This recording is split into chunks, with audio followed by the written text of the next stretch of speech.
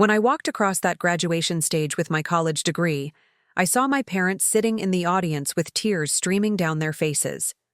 But these weren't tears of joy. These were tears of shock, regret, and something that looked like fear. You see, my parents had spent over $300,000 sending my twin sister Sage to Stanford University. But when I asked for help with my college costs, they looked me straight in the eye and said they couldn't afford it. They told me I had to figure it out on my own. So I did. I worked 3 jobs, ate ramen noodles for dinner, and fought for every single grade, while Sage posted pictures from her fancy dorm room and study abroad trips. For years, I believed I was the daughter they didn't think was worth investing in. The twin who wasn't smart enough, ambitious enough, or special enough to deserve their sacrifice. But on graduation day, everything changed. As I stood on that stage holding my diploma, watching my parents' faces turn white with shock, I finally learned the truth about why they chose her over me.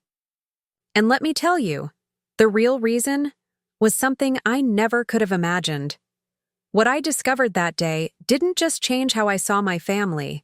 It changed how I saw myself, my strength, and what it really means to be loved. But here's what I need you to understand before I tell you this story. Sometimes the people who seem to love you the least are actually preparing you for something greater than you could ever dream of. And sometimes being overlooked is the greatest gift anyone can give you. But why would parents sacrifice everything for one child while leaving the other to struggle alone? And what secret had my family been hiding that was powerful enough to change everything I thought I knew about love, fairness, and my own worth? My name is River Martinez, and I'm about to tell you a story that will make you question everything you think you know about family love. It's a story about choices parents make in dark kitchens late at night. It's about sisters who share everything except their parents' dreams. And it's about the day I learned that being loved and being chosen are 2 very different things. The conversation that changed my life happened on a Tuesday in March. I remember because Mom had made her special chicken soup, the kind she only made when she had bad news to deliver. The smell should have warned me, but I was 17 and stupid and still believed that hard work could make up for anything. Sage and I sat at our scratched wooden kitchen table, the one Dad had bought, at a garage sale when we were 5. She had her Stanford acceptance letter spread out like a golden ticket, her fingers tracing the fancy letterhead over and over. My own acceptance letter to Valley Community College looked sad and wrinkled next to hers. I had folded it up and shoved it in my backpack 3 times already. Dad pushed his wire glasses up his nose and cleared his throat. That was always his tell when he had something hard to say. Mom twisted her wedding ring around her finger, another warning sign I should have caught. "Girls, we need to talk about college," Dad said, his voice careful and measured like he had practiced this speech. My stomach dropped. I knew that tone. It was the same tone he used when he told us we couldn't afford the school trip to Washington, D.C., the same tone from when he explained why we shopped at thrift stores while other kids got new clothes. "River, honey, you understand we can only afford to send one of you to a 4-year university," Mom said, her voice soft but firm as steel. "Sage's grades are just, well, they're exceptional." Exceptional. The word hung in the air between us like smoke. Sage had always been exceptional. Perfect grades, debate team captain, volunteer at the animal shelter, the food bank, and the library. She collected achievements like other kids collected stickers. I was the B+ student who worked 20 hours a week at Garcia's grocery store, stocking shelves and bagging food for families just like ours. I was the one who helped Mrs. Peterson next door with her garden every weekend. I was the twin who never quite shined bright enough to catch the light. Sage squeezed my hand under the table, and I could feel her relief, even though she tried to hide it. She had been worried about money too, but now her worries were over. Mine were just beginning. But what about the money I've been saving? I asked, thinking of the crumpled bills hidden in my old jewelry box upstairs. 2 years of grocery store? Wages. Every dollar earned by lifting heavy boxes and dealing with angry customers who yelled at me for prices I didn't set. Dad's face softened, and somehow that made it worse. That's for your books and supplies, sweetheart. College is expensive, even community college. Every penny helps. We're so proud of both of you, Mom added quickly, like that could fix the crack that was splitting my world in half. Community. College is a great start. You can transfer later, maybe. Maybe. Another word that felt like a door slamming shut. I watched Sage hug our parents, watched Mom cry happy tears into her shoulder, watched Dad pat her back and call her, our little lawyer. They glowed when they looked at her, like she was made of sunlight and dreams. When they looked at me, I saw love. But I also saw something else, something like resignation, like they had already decided who I was and what I was capable of, and college wasn't part of that picture. I'm proud of you too, River, Dad said, but it sounded different, gentler, the way you talk to someone you feel sorry for. That night, I lay in my bed staring at the ceiling and listening to Sage on the phone with her best friend Emma, squealing about Stanford dorms and California weather and all the amazing classes she would take.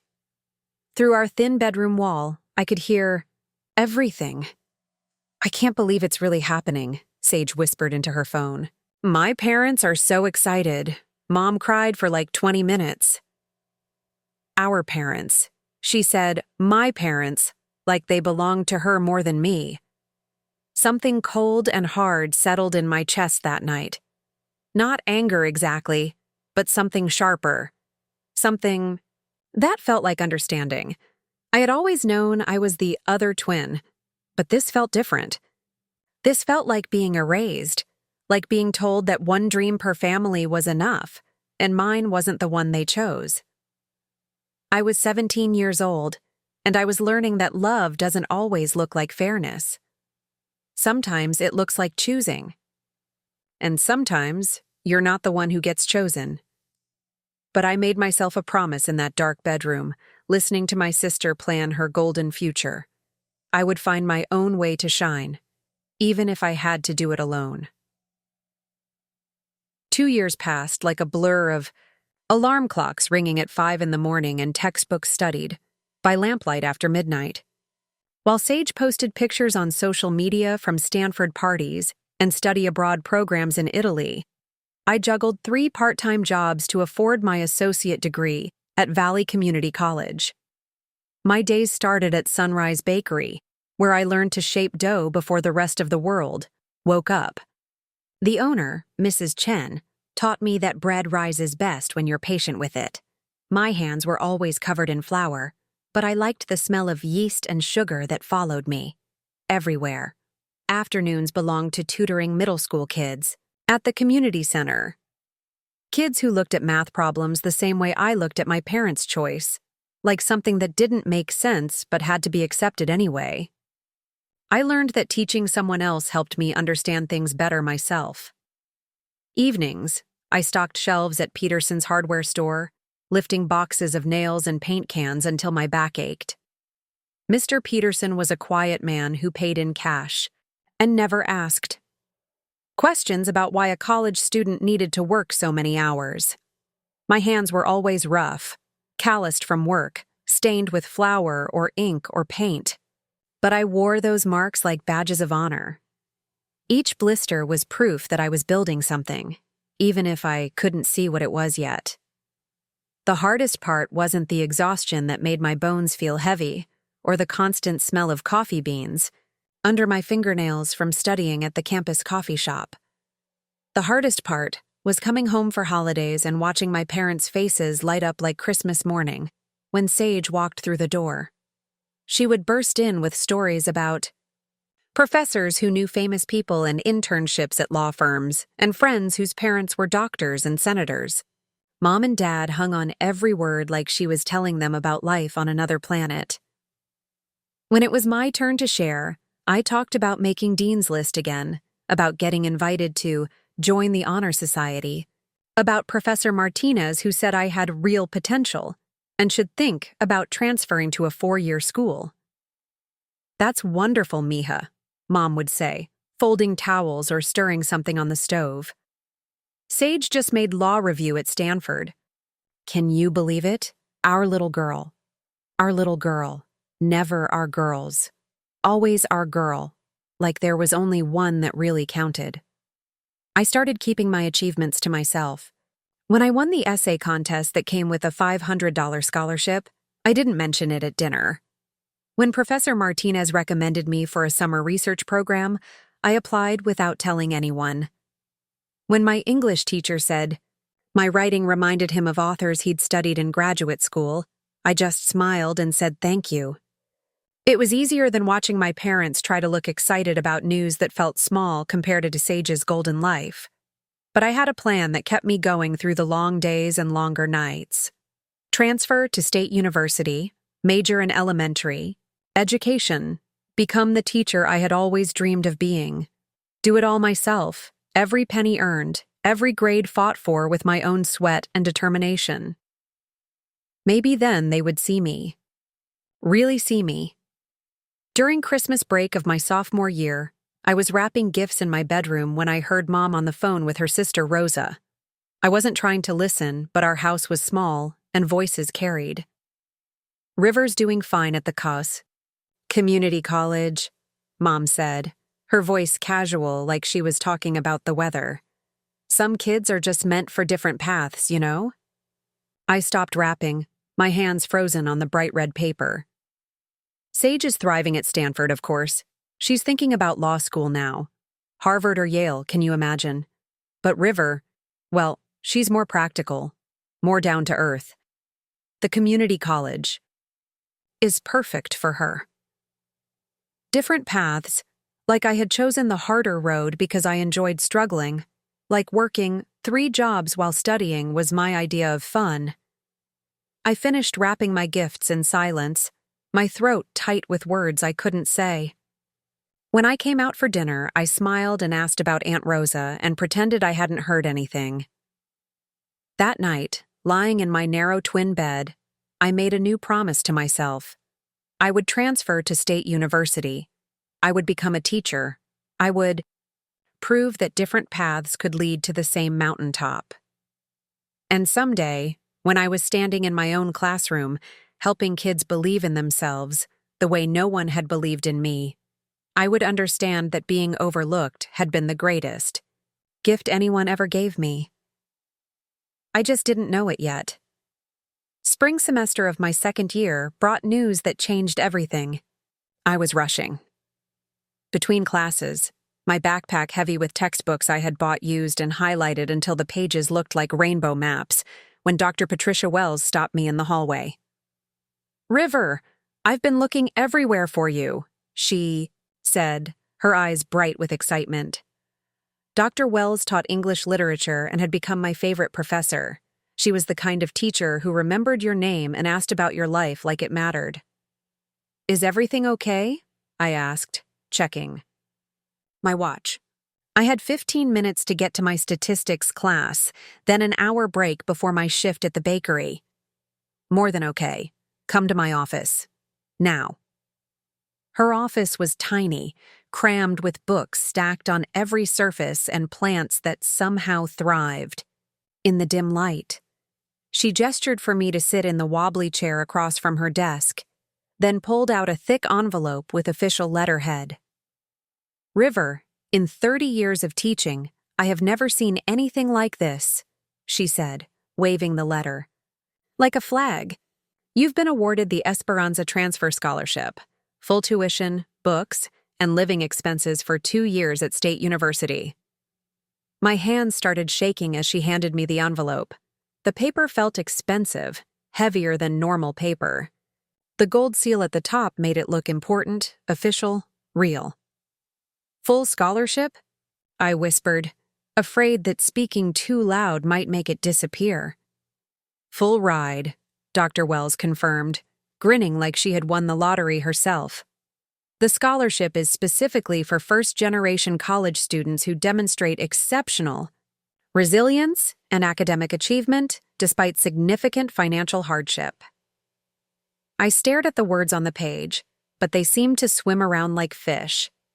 Esperanza, hope, in Spanish. My grandmother used to call me her little Esperanza when I was small, before she got sick and stopped remembering things. First-generation college students, I read out loud, confused. But my sisters at Stanford. Dr. Wells frowned and pulled out another folder. According to your application, both your parents have high school diplomas only. You clearly marked that neither parent attended college. That makes you first generation. I blinked hard, trying to make sense of what she was saying. That was true. Mom had gotten her cosmetology license right after high school and worked at different salons around town. Dad had his electrician certification and worked for the power company. Neither of them had ever been to college. But how can Sage and I both be first-generation college students if she's already in college? I asked. There's no mistake here, Dr. Wells said, looking at the paperwork again. You both qualify because your parents never attended college. It's not about your siblings. Something felt off, like a puzzle piece that looked right but didn't quite fit. If we both qualified for first-generation programs, why hadn't anyone mentioned this before? Why hadn't my parents looked into scholarships like this for me? River, are you listening? Dr. Wells was still talking, but her voice sounded far away. Your essay about working 3 jobs to afford textbooks. It moved the entire scholarship committee to tears. They said they've never read anything so honest and powerful. I should have felt pure joy. This was everything I had dreamed of and worked toward. A real university. A chance to study education and become the teacher I wanted to be. No more juggling jobs and classes.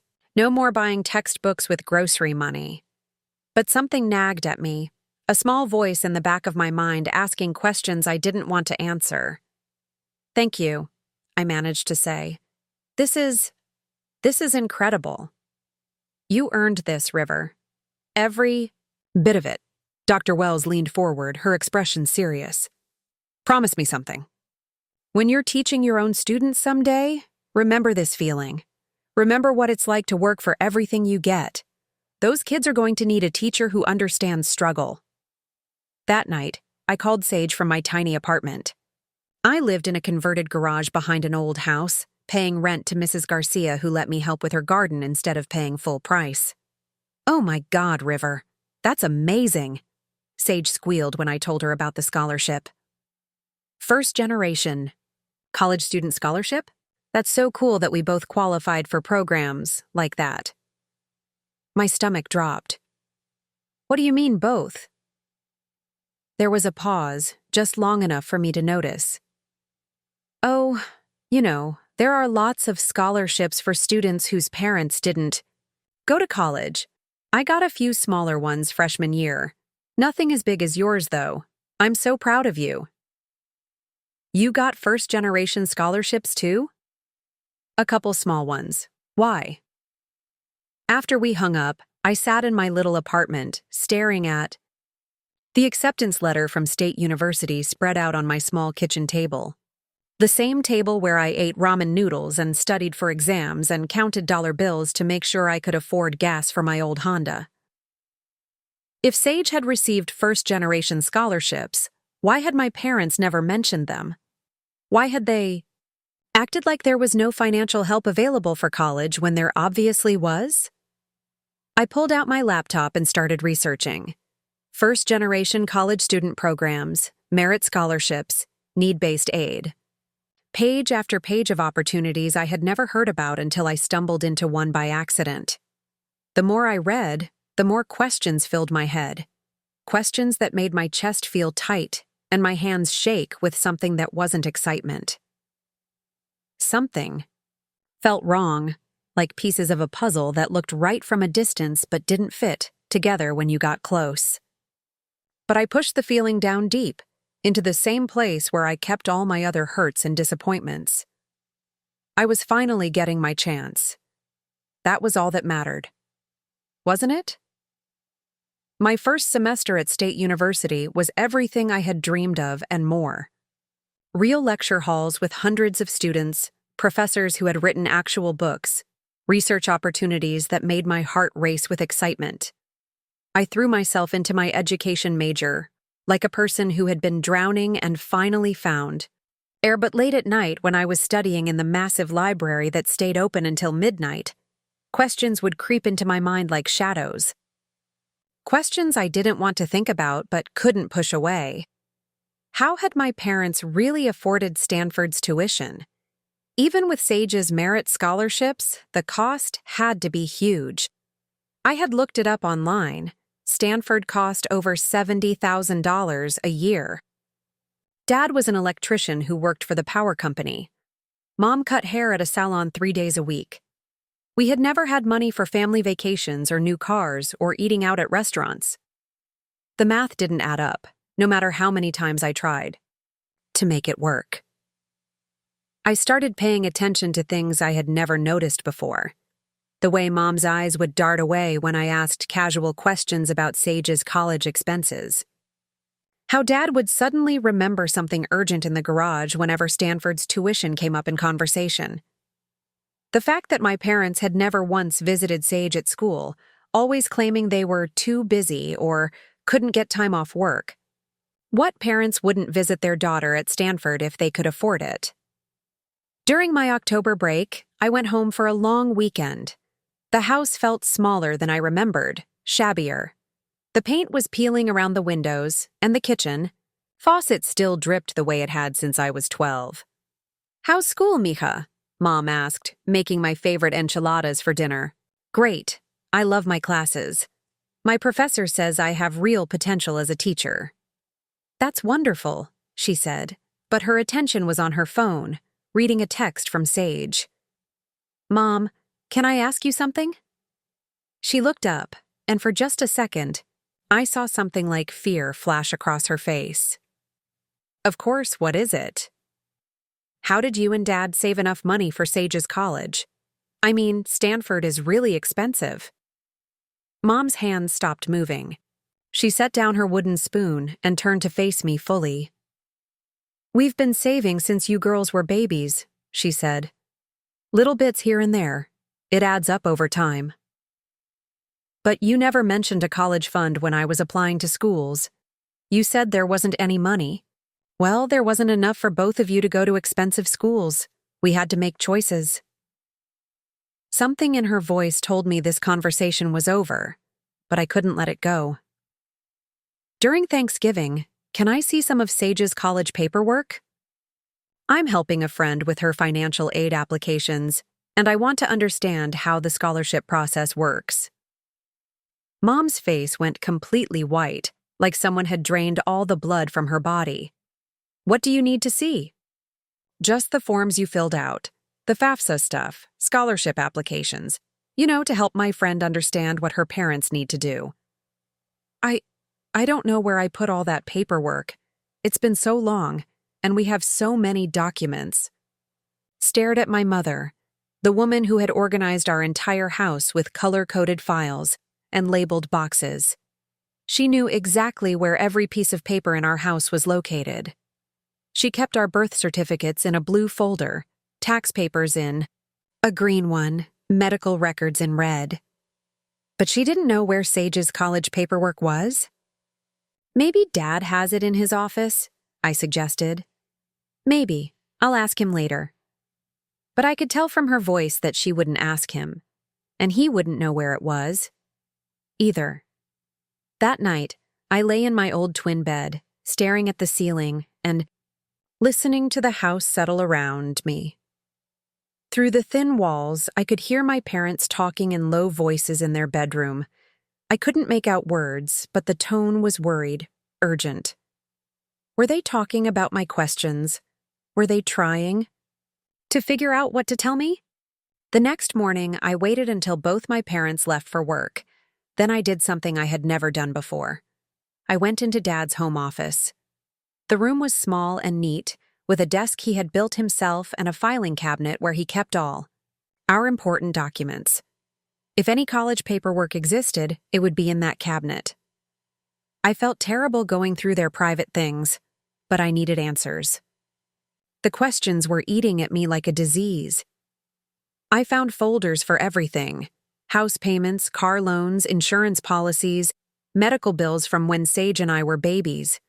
Everything was organized exactly the way I expected. But there was no folder for Sage's college expenses. No FAFSA forms, no scholarship paperwork, no financial aid documents. What I did find, tucked behind our birth certificates and social security cards, was a folder labeled Educational Expenses. My heart pounded as I opened it. Inside were receipts and bank statements that made my blood run cold.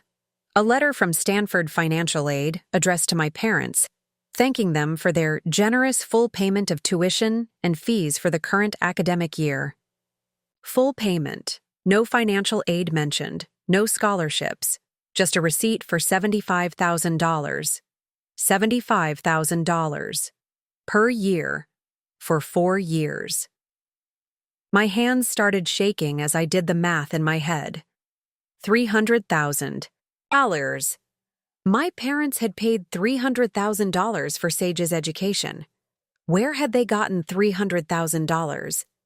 And why had they told me they couldn't afford to help with my college when they had clearly found a way to come up with that kind of money? I sat on the floor of Dad's office, surrounded by papers that felt like evidence of a crime I didn't understand. My whole body was shaking, not from cold, but from something deeper. Something that felt like betrayal. They had lied to me. For years they had looked me in the eye and lied. But why? I couldn't sleep for weeks after finding those papers. Every time I closed my eyes, I saw that Stanford receipt with its neat numbers lined up like soldiers. $75,000. The amount was burned into my brain like a scar. Back at State University, I pretended everything was normal. I went to classes, wrote papers about child development, and volunteered at the campus tutoring center. But inside, I was building a case like a detective trying to solve a crime. During winter break, I became a spy in my own home. I watched my parents differently now, looking for clues I had missed before. And once I started really paying attention, the evidence was everywhere. The way certain phone calls made Mom leave the room, her voice dropping to a whisper. How Dad had suddenly started working overtime jobs that paid in cash, starting right around when Sage graduated high school. The fact that our house had been paid off completely 2 years ago, even though they had taken out a 30-year mortgage when I was 10. I started following paper trails like breadcrumbs, bank statements left accidentally on the kitchen counter, credit card bills tucked under other mail, conversations that stopped when I walked into rooms. What I discovered made me physically sick. My parents had taken out a second mortgage on our house. The house I had grown up in, where I had measured my height on the door frame and hidden treasures under loose floorboards. They had borrowed against their retirement funds, the money they were supposed to use when they got old. Mom had taken a second job cleaning offices at night, something she had somehow managed to keep secret from me for 4 years. Dad hadn't just been working overtime for the power company. He had been doing construction jobs every weekend, coming home with dirt under his fingernails and exhaustion written across his face. All those times I thought he was tired from his regular job, he had actually been building houses and fixing roofs to pay for Sage's education. They had sacrificed everything: their savings, their security, their future. They had mortgaged their entire lives to send one daughter to Stanford. And they had told me they couldn't afford to help with my education because there simply wasn't any money. The math was brutal and clear. A second mortgage payment of $1,200 a month. Mom's night cleaning job bringing in $800. Dad's weekend construction work, adding another $1,000. All of it going straight to Stanford. For 4 years while I worked, 3 jobs and ate ramen noodles for dinner, My parents had been working themselves to the bone to pay for Sage's golden education. But that still didn't answer the biggest question: why her and not me? I needed to talk to Sage, but I was terrified of what I might learn. What if she had known all along? What if she had been part of the lie?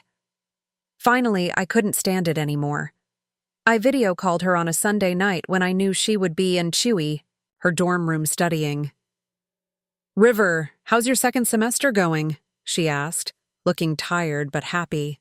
Behind her, I could see her Stanford dorm room with its expensive furniture and view of the campus. "Good. Listen, I need to ask you something, and I need you to be completely honest with me." Her smile faded. "Okay, what's wrong?" "Did you know that Mom and Dad took out a second mortgage to pay for Stanford?" Sage's face went completely white. She set down her coffee mug with shaking hands. "What?" "No. They said they had been saving for my education since I was little. They told me they had investments and a college fund."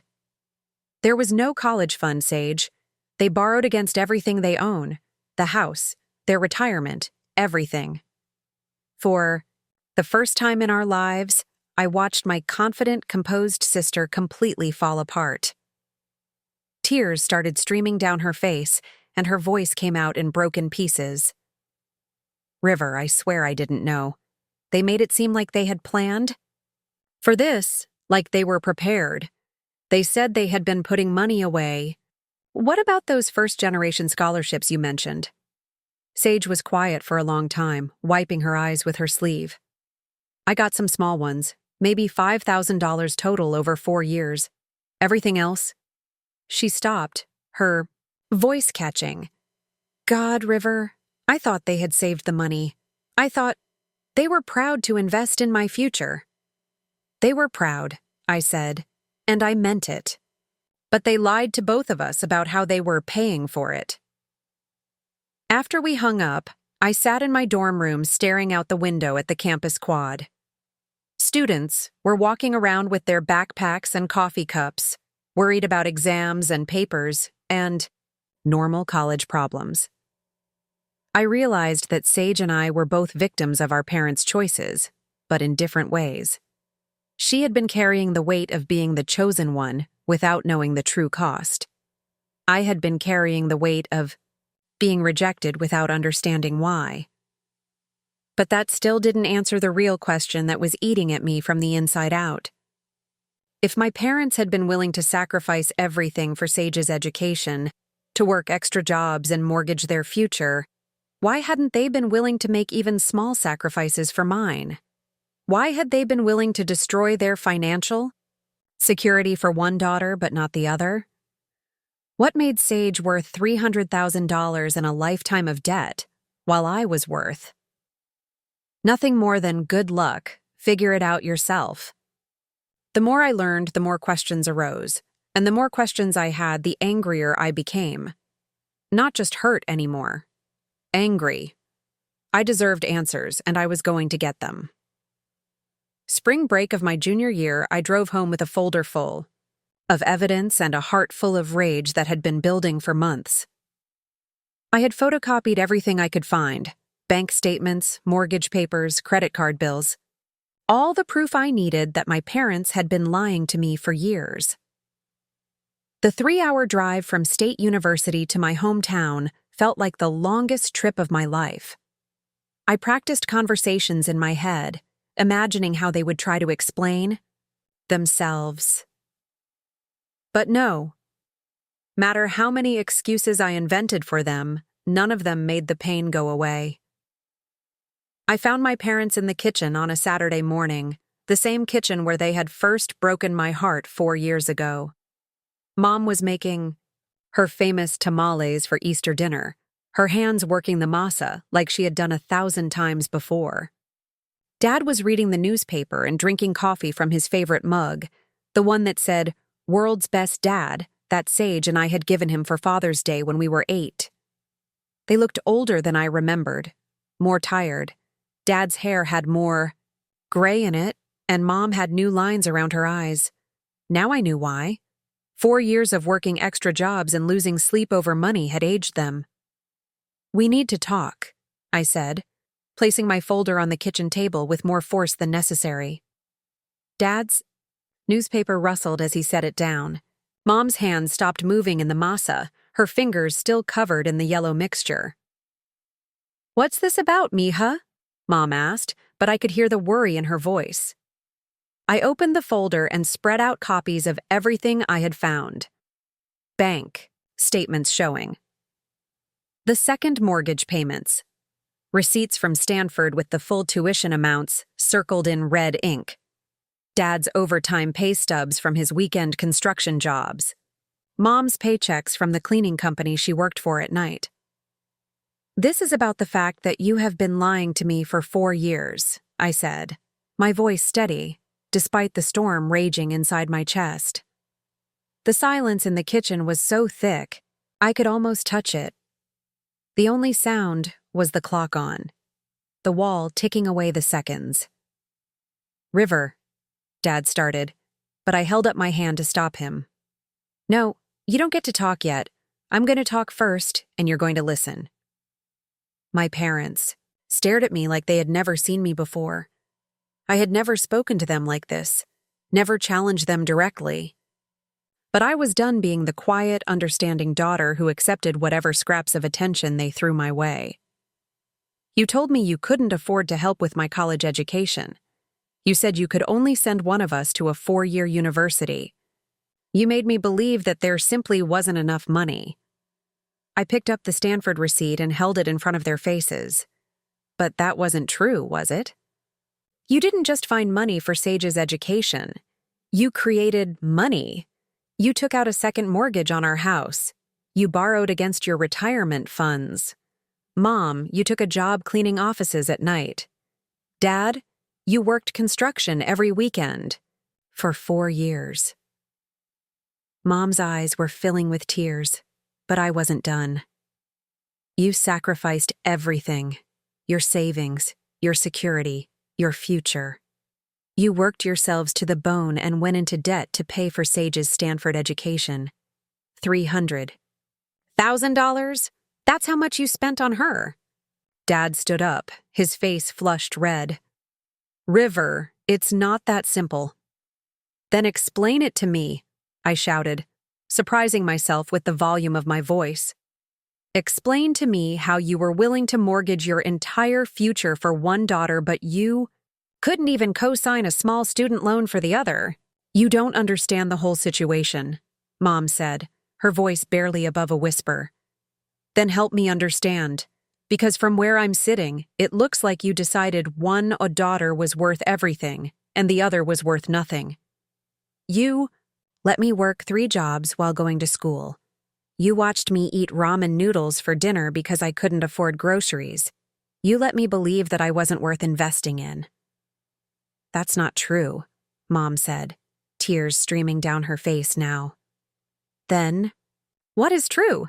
Tell me the truth. All of it. No more lies, no more excuses. I want to know why Sage was worth destroying your financial future, and I wasn't worth a penny." My parents looked at each other with the kind of silent communication that comes from 25 years of marriage. Some conversation passed between them that I couldn't hear, but could see in their faces. Finally, Dad sat back down heavily, like someone had cut the strings holding him up. "There's something we never told you girls," he said, his voice shaky. "Something we hoped we would never have to tell you." My heart started pounding so hard I could hear it in my ears. "When you were babies, just a few months old, we were in a terrible car accident. Do you remember the scars on Mom's shoulder? My left hand that doesn't work quite right?" I nodded. They had always said it was from when Sage and I were little, but they never gave details. "We all ended up in the hospital. You and Sage were in the baby intensive care unit for weeks. The medical bills were..." Dad's voice broke completely. "They were impossible. Even with insurance, we owed over $200,000. Mom picked up the story, her voice thick with tears. "We were so young, just 22 years old. We didn't know what to do. We were going to lose the house, lose everything. We couldn't even afford food. Your grandmother, my mother, she offered to help us, Dad continued. But she said the money came with conditions about your futures. The room felt like it was spinning around me. I gripped the edge of the table to keep myself steady. What kind of conditions? She said she would pay off all the medical bills and help us throughout your lives, but only for one of you. Only for the child who… Mom paused, struggling to find the words. The child who what? I demanded. The child who would carry on the family name, she whispered. The words hung in the air like poison gas, choking me. I stared at my parents, trying to make sense of what Mom had just said. What do you mean, carry on the family name? Dad's hands were shaking as he reached for Mom's. They looked like two people who had been carrying a terrible secret for so long that it had worn them down to nothing.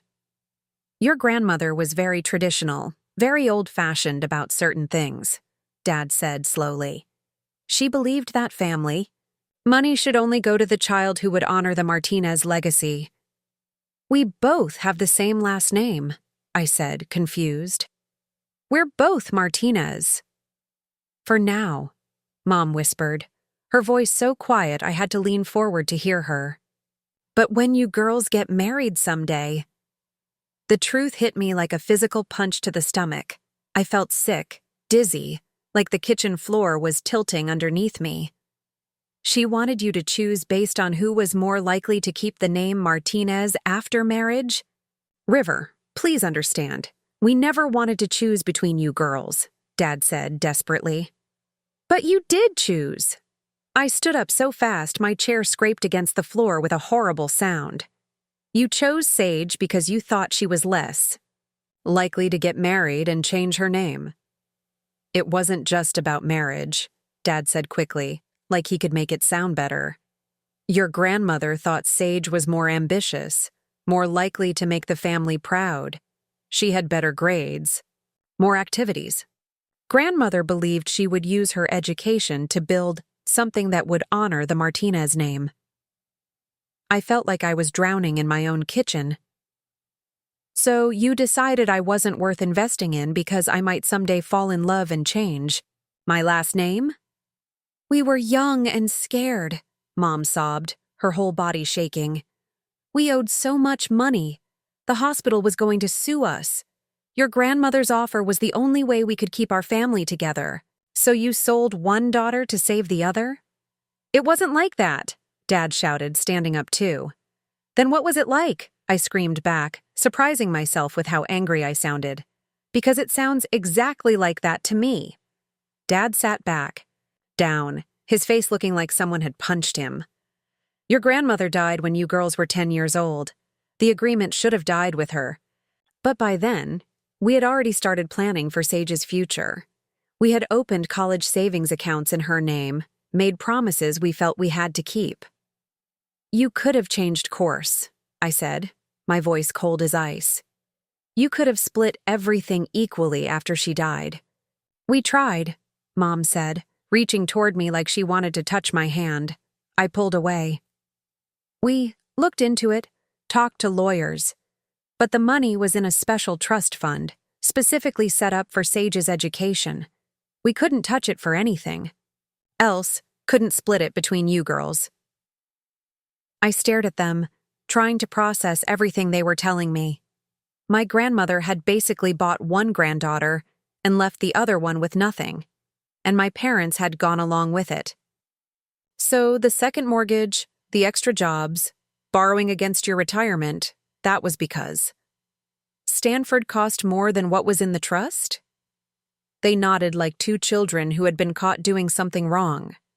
And you never told Sage about any of this?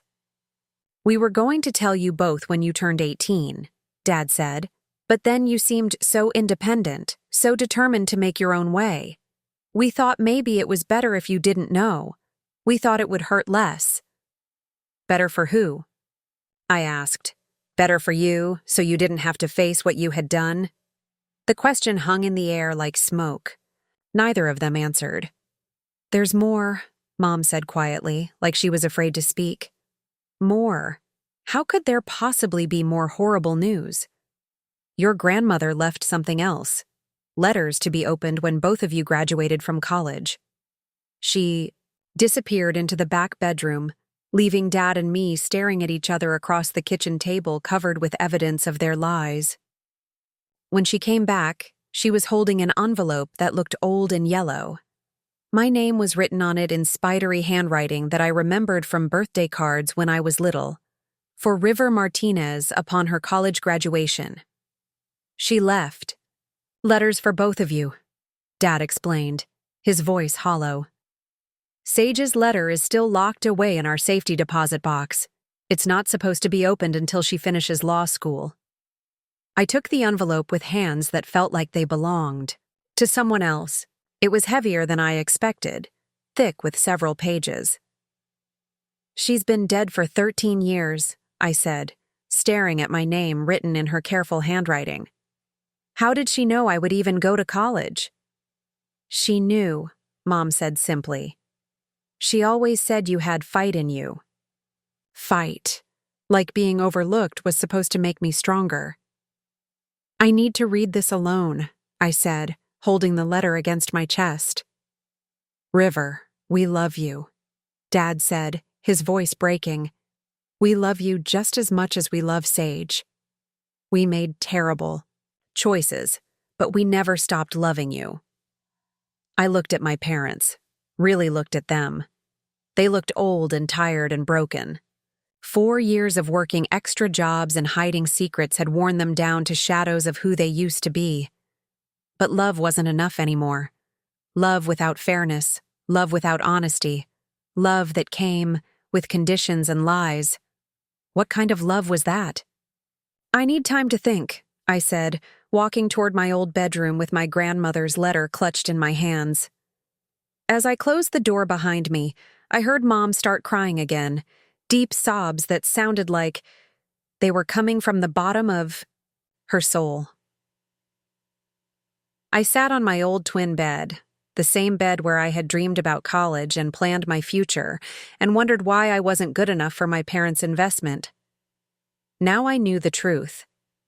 I hadn't been chosen because a dead woman had decided that one granddaughter was more valuable than the other, because my parents had been too young and scared and desperate to fight back against an impossible choice. But what had my grandmother written to me? What could she possibly say that would make any of this make sense? With shaking hands, I opened the envelope that had been waiting for me for over a decade. The paper inside was thick and expensive, written in my grandmother's careful handwriting with a fountain pen that made some letters darker than others. My heart pounded as I unfolded the pages and began to read. My dearest River, if you are reading this letter, it means you have accomplished something I wasn't sure you would be able to do. You have graduated from college despite receiving none of the family's financial support. I know this seems cruel. I know your parents have probably painted me as the villain in this story by now. But I need you to understand something that they never could, something that might take you years to fully accept. I didn't choose Sage over you because I loved her more or because I thought she was more deserving. I chose her because I knew she would need the help more than you would. I stopped reading and stared at the words until they blurred. What did that even mean? You see, my dear granddaughter, I saw something in you even when you were just a baby that your parents couldn't see. You had fire in you, determination, the kind of inner strength that could move mountains if it was tested properly. Sage was brilliant, yes, but her brilliance was fragile, like a flower that needs perfect conditions to bloom. She needed support, encouragement, a clear path laid out for her with no obstacles. You, River, were different. Even as a toddler, when you fell down, you got back up without crying.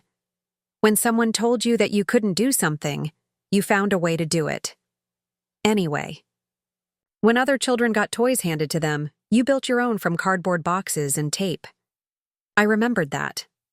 Building castles from moving boxes, making dolls from old socks, creating entire worlds from things other people threw away. I knew that if I gave you everything, you would never discover what you were truly capable of. But if I forced you to fight for your dreams, you would become unstoppable. I have been watching you even after my death, through friends and neighbors who have reported back to the lawyer handling my estate. I know about your 3 jobs while going to school. I know about your perfect grades despite working so hard. I know about the scholarship you earned through your own merit and determination. My hands started shaking harder. She had been watching me? Even after she died? I know you hate me right now. That's understandable. But I need you to know that every sacrifice you made, every struggle you endured, was building something inside you that no amount of money could ever buy. Your parents love you both equally, but they couldn't see past their guilt and fear to understand what I was really doing. They think I played favorites because of old-fashioned ideas about family names and marriage. That was just the excuse I gave them because they needed a reason they could understand. In truth, I gave each of you exactly what you needed to become, who you were meant to be. Sage needed security and support to grow into her potential. You needed challenge and adversity to discover your incredible strength. I was crying now, tears falling onto the letter and smudging some of the ink. Now, my dear River, comes the part your parents don't know about. The part I made them our promise never to tell you unless something happened to the other trust fund. There is a second trust fund, one that has been growing with interest for 23 years, waiting for this exact day. It contains not just the money that would have paid for your college education, but an additional inheritance that I saved specifically for you. My heart stopped beating. A second trust fund? The account number and bank information are written on the back of this letter. As of your college graduation, it should contain approximately $400,000. $400,000. I read the number 3 times to make sure I wasn't imagining it. This money is yours, with one condition that I hope you will choose to follow. You must use it to help other students who, like you, are fighting for their education without family support. Start a scholarship fund. Build something that will honor not the Martinez name, but the Martinez spirit. The spirit of never giving up that you have shown me. Your parents sacrificed their financial security to make up the difference for Sage's education, because they couldn't bear the thought of one child getting something the other didn't.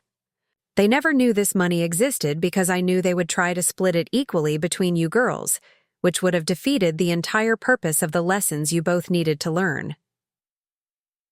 Sage will receive her letter when she graduates from law school. It will explain why she was given the easier path, and it will challenge her to use her advantages to help others who weren't so fortunate. You both grew up exactly as I hoped you would. Sage learned to excel when given support. You learned to excel despite having no support at all. I am proud of you, River, prouder than you will ever know. You have become everything I dreamed you could be. All my love, Abuela Carmen, P.S. Your parents are good people who were put in an impossible situation. They did the best they could with the terrible choice I forced them to make. Please forgive them. They have suffered enough.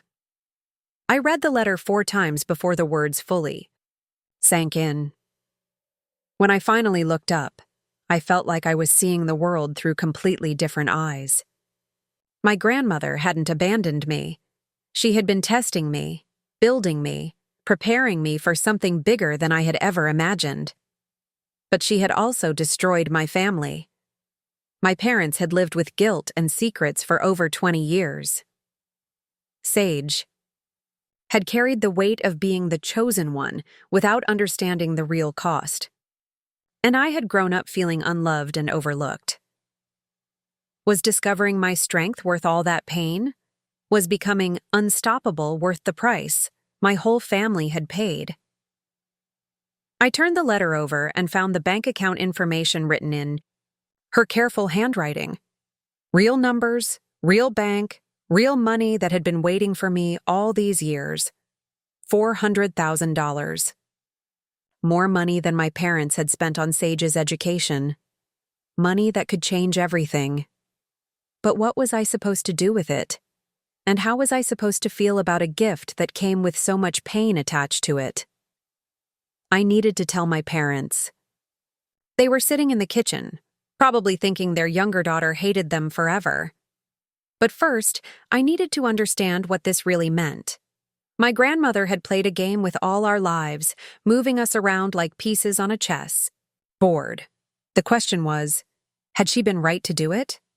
Looking back at my life, at everything I had accomplished on my own, at the strength I had found in myself when no one else believed in me, maybe she had been right, but that didn't make it hurt any less. 2 months later, I walked across the stage at my college graduation ceremony. Bachelor's degree in elementary education, magna cum laude, with a job already lined up at Lincoln Elementary School starting in the fall.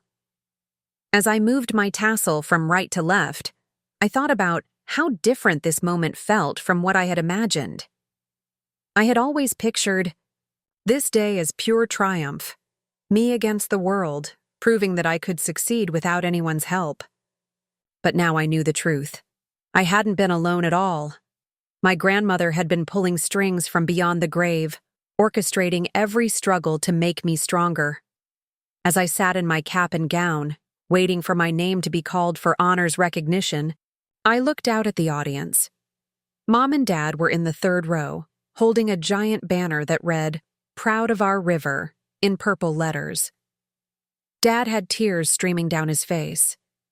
Mom was taking pictures with the old camera she used for special occasions. Sage had flown in from Stanford, where she was finishing her final semester of law school. She sat next to our parents wearing a sundress I had never seen before, probably something expensive she had bought in California. But when she caught my eye, she smiled the same smile she had given me when we were kids sharing secrets. In the 2 months since reading Abuela Carmen's letter, our family had started the slow process of healing. The conversations weren't easy. There were still moments when the anger would rise up in my throat like acid, threatening to spill out in words that would hurt everyone. But I was beginning to understand something that took time to accept. My parents had been 22 years old when they made their deal with my grandmother. They were kids themselves, drowning in medical debt, desperate to keep their family together. They had taken the only lifeline offered to them, not understanding the true cost until it was too late. Sage had lived her entire life carrying the weight of being the chosen one without knowing why. Every achievement had been shadowed by pressure she didn't understand, expectations that felt impossible to meet.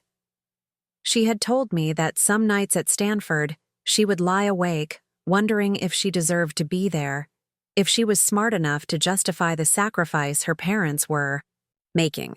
And me? I had built something in myself that couldn't be bought or given as a gift. I had learned that being overlooked could make you work harder, that being underestimated could become your secret weapon, that finding your own way could be more satisfying than having a path laid out for you. When they called my name, River Martinez, graduating magna cum laude, I walked across that stage thinking about the elementary school kids I would be teaching in September.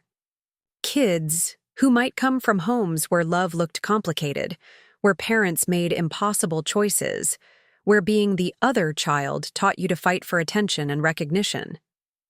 I would know how to reach those kids because I had been one of them. After the ceremony, we went to dinner at Casa Miguel, the Mexican restaurant where I had worked my freshman year of community college. The owner, Mrs. Rodriguez, came to our table with a free plate of churros and a huge smile. "Mia, I am so proud of you," she said, squeezing my shoulders. "You were always different from the other college students who worked here. You understood what it meant to work for something instead of having it given to you." As we sat around the table sharing stories and laughing at Dad's terrible jokes, I realized this was the first family dinner in years where everyone seemed relaxed. The secrets were out. The lies had been replaced with difficult truths. It wasn't perfect, but it was honest. Sage raised her water glass when dessert arrived. "To my sister," she said, her voice thick with emotion, "who taught me that the hard path and the right path are usually the same thing." "To both my daughters," Dad added, his voice shaky, "who turned out exactly as they were meant to, despite their parents' mistakes." Mom just cried into her napkin, the happy kind of crying that happens when something broken starts to heal. That night, lying in my childhood bedroom for what I knew would be the last time before moving to my new apartment near the elementary school, I made my final decision about the trust fund. I had spent weeks researching scholarship programs, talking to counselors, at community colleges, visiting high schools in poor neighborhoods. I had met students who reminded me of myself. Kids working multiple jobs, sleeping in cars, eating one meal a day to afford textbooks. I knew exactly what I wanted to do with Abuela Carmen's money. The next morning, I called the bank and confirmed that the account was real. $412,000, just like the letter had promised. Money that had been growing with interest for over 20 years, waiting for this moment. I also called the lawyer who had handled my grandmother's estate. He was an old man named Mr. Hernandez, who remembered me as a little girl. "Your grandmother was very specific about her instructions," he told me over the phone. "She said you would know what to do with the money when the time came. She believed you would use it to help others the way she couldn't help you directly." "She was right," I said, looking out my bedroom window at the neighborhood where I had grown up. "I know exactly what I want to do." 6 months later, I would be standing in front of the Community College Board of Directors, presenting my proposal for the Carmen Martinez Foundation for first-generation college students. But that day, graduation day, I was just a 23-year-old woman who had finally learned the difference between being overlooked and being prepared for something bigger. My grandmother had been right about one thing. I was unstoppable. But she had been wrong about something too. I didn't need to do it alone anymore. My hands were steady as I clicked through my PowerPoint presentation, but my heart was racing with excitement. The foundation will provide full scholarships to students who demonstrate academic potential despite financial hardship, I explained, looking at the 5 committee members sitting around the conference table. But more than that, it will provide mentorship, support, and most importantly, the message that being overlooked doesn't mean being without value. Dr. Wells, my former English professor, was on the committee. She smiled as I explained how scholarship recipients would be required to work part-time in community service, not as punishment, but as a way to build the same resilience and connection to others that had shaped my own character. "We're not just giving money," I continued, my voice growing stronger with each word. "We're giving students the chance to discover what they're capable of when they're fighting for something that truly matters." The scholarship would cover full tuition, books, and living expenses for community college students planning to transfer to 4-year universities. But recipients would also participate in a mentorship program with local professionals, volunteer at least 5 hours per week with community organizations, and maintain a 3.0 GPA while carrying at least 12 credit hours. It wasn't meant to be easy. It was meant to be transformative. "Why the community service requirement?" asked Mrs. Patterson, the committee chair. "Because when you're fighting for your own education, it's easy to think only about yourself," I said. "But when you're also helping others, tutoring kids, serving meals at the food bank, reading to elderly people, you learn that your struggles are part of something bigger. You discover that overcoming challenges isn't just about personal success. It's about using your strength to lift other people up." After my presentation, I drove to the cemetery where Abuela Carmen was buried. I had never visited her grave before. Too much anger, too much hurt, too many questions I didn't know how to ask a dead person. But now I had things to say. I understand now, I told her headstone, a simple granite marker with her name and the words, "Beloved Mother and Grandmother."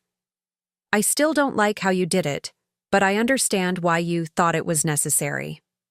The wind rustled through the oak trees that shaded her grave, and for a moment I could almost hear her voice telling me to speak up, to stand straighter, to stop apologizing for taking up space in the world. The first scholarship recipients will start classes in the fall, I continued, placing a folder containing the foundation paperwork on her grave. 12 students, all of them working multiple jobs, all of them told by someone that college wasn't for people like them. I knelt down and touched the cold stone. I named the foundation after you, but I'm running it my way. These kids won't just get money and be left to figure everything else out alone. They'll get someone who believes in them. They'll get someone who understands what it's like to be overlooked and who can teach them how to make that their superpower. As I walked back to my car, my phone buzzed with a text from Sage. Graduated law school today. Got my letter from Abuela. We need to talk. I called her immediately. River. Her voice was shaky, like she had been crying. My letter. God, River, I'm so sorry. What did it say? That she gave me the easy path because she was worried I wasn't strong enough to make it on my own. That she knew you could handle anything life threw at you, but she wasn't sure about me. Sage's voice broke completely. She said I was brilliant but fragile, and that you were brilliant and unbreakable. I could hear her sobbing through the phone. She wasn't wrong, Sage continued. Do you remember my first semester at Stanford? I called Mom, crying because I got a B+ in constitutional law. I thought my life was over, thought I was a failure. You got B+ grades while working 3 jobs and dealing with everything our family put you through, and you never complained once. Sage, no, let me finish. She left me money too. Not as much as you got, but enough. And you know what she wants me to do with it? What? Start a legal aid clinic for families who can't afford lawyers when their kids get into trouble with the system. She said I needed to understand what it felt like to fight for people who everyone else had given up on. I smiled through my own tears. Even from beyond the grave, Abuela Carmen was still teaching us lessons, still pushing us to become better versions of ourselves. So, what are you going to do? I asked. I'm moving back home, Sage said without hesitation. I got a job offer from a big corporate firm in San Francisco that would pay me more money than I know what to do with. But I'm turning it down. I want to start the legal clinic here, in our hometown. I want to work with your foundation kids, help their families navigate the legal system when they need it. Together, if you'll have me, I know I don't deserve your forgiveness after everything. Sage, stop. You didn't know. None of us knew the whole truth. We were all just trying to survive a situation that nobody should have been put in. Do you think we can fix this? Our family, I mean? I looked back at Abuela Carmen's headstone, then up at the sky where the first stars were beginning to appear in the twilight. I think we're already fixing it, I said. One scholarship at a time, one legal case at a time, one honest conversation at a time. I love you, River. I know I should have said that more over the years. I love you too, I said, and meant it completely. When I got home that night, I found my parents sitting at the kitchen table with cups of coffee and a laptop computer. They looked up when I walked in, their faces bright with excitement. How did the presentation go? Mom asked. They approved the foundation, I said, grinning. 12 scholarships for the first year, with plans to grow from there. Dad stood up and hugged me so tight I could barely breathe. "Your grandmother would be so proud," he whispered in my ear. "She would be proud of all of us," I said, looking at my parents who had aged years in the past. Months, but somehow looked younger now that the secrets were finally out. "We want to help," Mom said. "With the foundation, I mean. We know we can't undo the choices we made, but maybe we can help make sure other families don't have to go through what we did." "What do you mean?" "We want to volunteer," Dad explained. "Help with interviews, mentor. The parents show them that supporting one child's dreams doesn't have to mean abandoning the other." I looked at my parents, really looked at them. They were older, grayer, marked by years of carrying secrets and working extra jobs and living with guilt. But they were also trying to make amends in the only way they knew how. "I'd like that," I said simply. As we sat around the same kitchen table where my heart had been broken years ago, planning how to help other families avoid the pain we had endured, I realized something important. Abuela Carmen's plan had worked exactly as she intended, not just for Sage and me, but for our parents too. They had learned that love without honesty creates more problems than it solves. They had discovered that protecting someone from hard choices doesn't always protect them from pain. And I had learned that being overlooked can make you impossible to ignore if you're willing to do the work to prove your worth. 1 year later, I stood at the podium of the Valley Community College auditorium, looking out at the first graduating class of Carmen Martinez Foundation scholars. 12 students sat in the front row wearing caps and gowns, their faces glowing with pride and relief and the kind of exhaustion that comes from working harder than anyone should have to work. In the second row sat Maria Santos, who had been working the night shift at a gas station while studying to become a registered nurse. Next to her was David Chen, who had been supporting his younger siblings and elderly grandmother while pursuing his engineering degree. There was Jennifer Williams, who had lived in her car for 3 months while saving money for textbooks, and Carlos Rivera, who had walked 5 miles to campus every day because he couldn't afford gas for his broken-down truck. 12 stories of resilience, determination, and the power of believing in yourself when nobody else would. 12 students who had discovered what they were capable of when someone gave them a chance and refused to let them give up. But the real surprise came when they announced the keynote speaker for the ceremony. Please welcome attorney Sage Martinez, founder of the Martinez Family Legal Aid Clinic. My sister walked onto the stage wearing a professional suit, but when she reached the podium, she looked directly at me and smiled. Not the polite smile she used in court or at networking events, but the real smile she had given me when we were kids and shared everything. 2 years ago, I thought success meant having everything handed to you, she began, her voice clear and strong. I thought love meant getting the easy path, the comfortable choice, the route with no obstacles. I was completely wrong.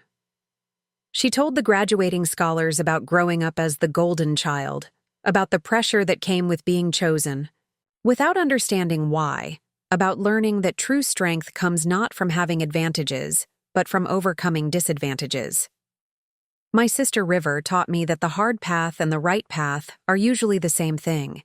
She taught me that being overlooked can make you unstoppable if you're willing to fight for what you want. And most importantly, she taught me that love sometimes looks like making someone prove their worth instead of giving them everything they think they need. As Sage spoke, I watched the faces of our scholarship recipients. They were nodding, understanding something about their own journeys that maybe they hadn't seen before. These weren't students who had failed to get real scholarships. These were students who had earned something more valuable, the knowledge that they could succeed no matter what obstacles life put in their way. After the ceremony, as we watched the scholars celebrate with their families, Sage and I sat on the steps of the auditorium just like we used to sit on our front porch when we were kids.